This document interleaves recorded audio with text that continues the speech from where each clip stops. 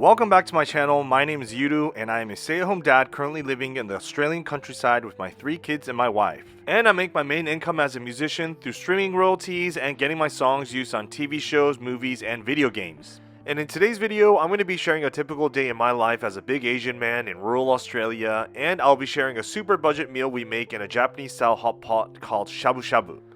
I always look forward to eating certain meals because I get really excited to eat a yummy dinner at the end of a long day of working, so I'm starting the day with working on finishing some pavement and cement work on the property before I drop off my boy at school.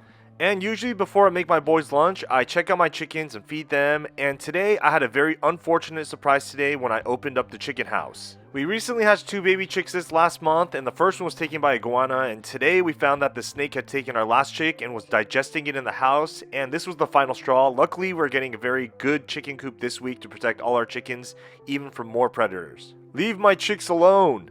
Now I'm going to quickly make my little boy's lunch today with leftover roasted chicken into a sandwich with some spinach leaves. When I have more time to prepare, I like making more Japanese style bento lunch with rice and eggs and some kind of meat, but when I have a busy morning, I just end up just making an easy sandwich. And this is what it looks like. Yum! My wife and I also make sure that he gets enough fruit and veg, and also using as many homegrown fruits like mandarins when it's in season.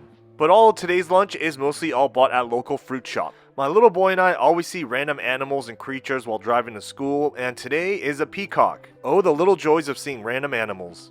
And after dropping off my little boy at school, I'm going to quickly help my father-in-law take away some rubbish at his work to load up onto his trailer. Because most of my income is made from online through music and making videos, doing physical work every now and then is something I really do enjoy doing. Now let's load up some rubbish.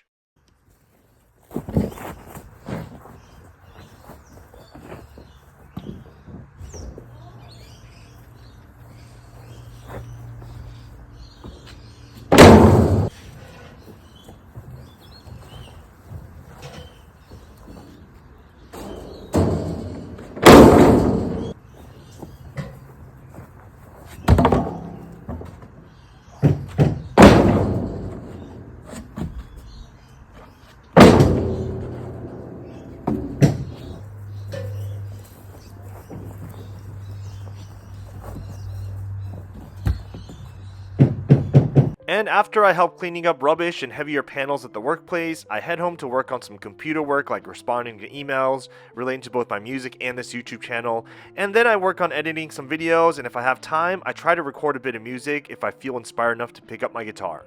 But today my little boy wanted me to make him a mask from Princess Mononoke, so that's what I quickly made after my work. At least this was an easy one to make compared to the Chainsaw Man one I made him. And now I'm going to work on the pavement again because I want to finish this before I leave for Japan next month, and working on this cement is surprisingly very physical and exhausting because of the shoveling and bending over, so I'm starting to get really hungry for dinner, and getting really excited to have my Japanese hot pot as a reward.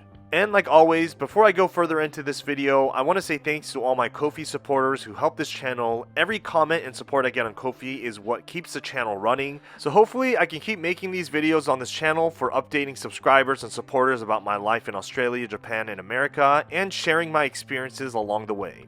And after finishing for today, I need to make sure I clean everything thoroughly so the cement doesn't harden on any of the surfaces of the tools. And seeing all the cement come off the surfaces is oddly satisfying, and it's probably my favorite part of this job. Hopefully I have enough motivation and free time to finish this pavement before I go off to Japan, because we have a lot of other things to do before flying back. Now let's make some food. For this hot pot, the ingredients is really simple and cheap. It's just thinly sliced meat, veggies, and the stock. But my wife and I also like to add ramen noodles because it just tastes really yummy in it.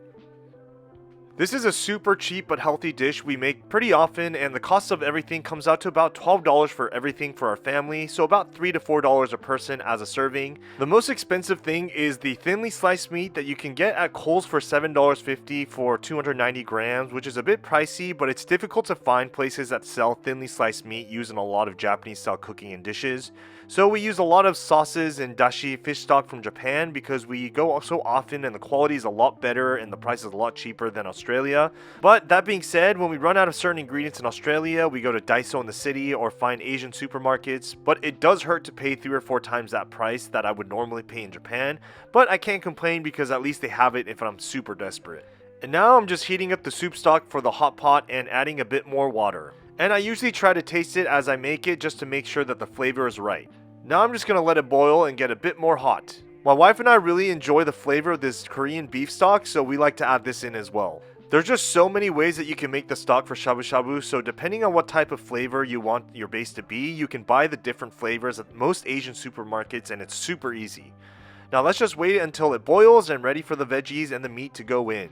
And now we're going to start off our hot pot with some veggies by using some carrots. After they soften up, we're going to put in our next vegetable, which is going to be the mushroom. And as we start filling the hot pot with veggies, we can now relax and listen to our kids talk. You might not understand what they're saying, but surprisingly, they're having a full conversation with each other.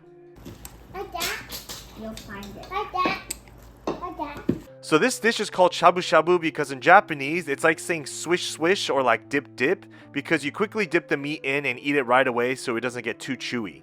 So after you dip the sliced meat, you put it into your ponzu sauce and eat it while it's still hot, and it's a comfort winter food. My wife and I also just put ramen noodles inside the hot pot because it's really filling and the kids also love it as well. I probably ate shabu shabu hot pot in my house at least once a month since I was a kid, especially more in the winter seasons because it warms your body and it's a great way to use and eat a lot of vegetables, especially for all the kids. Even though I visit Japan every few months and have a lot of Japanese food when I'm back there, it's still part of our family and the flavors and the foods that I want our kids to eat growing up while being in Australia. Eating traditional culturally Japanese food is such a big thing in my life that I want our kids to also eat while being outside of Japan. That being said, I still do love my Hungry Jacks as well. Now this is my favorite part of the meal, and my mother would always make this after our shabu shabu with the leftover stock and small veggie and meat pieces left in the pot with rice. Because I'm from Kansai, we call it ojiya, which is a rice soup with egg. It's basically mixing the leftover from the hot pot with rice and egg, and it's really good soul food. And because our eggs are fresh and organic, free-range eggs, it makes our ojiya even better and tastier. Whenever I eat this dish to end the hot pot dinner, it brings me back to my childhood of my mother's cooking and how much of a strong memory I have from food. And that's something that I want my kids to have growing up, that certain flavors and dishes that remind them of us as parents and the food they enjoyed eating, so that when we're gone one day, they can remember the times we would eat hot pot together and eating food that I can tell them about my childhood as well. And just by mixing all the ingredients with some fresh green onions, the dish is now ready and hot and ready to be eaten. You guys can let me know in the comments what food you have a strong memory of when growing up. I think being able to have a strong attachment or memory to food is one of the beauties of living as a human. After adding a bit of salt, now I'm going to dig in and take a trip down memory lane, even though I have a lot of bad memories in my childhood as well. But luckily, this food brings back all the good memories for sure. Thanks for watching the video to the end and sticking around. I hope you really enjoyed it, and hopefully I'll see you guys in the next video. Bye bye. And yes, I did burn my tongue because of this dish, so be careful when you eat ojiya rice. Anyways, see ya. Bye bye.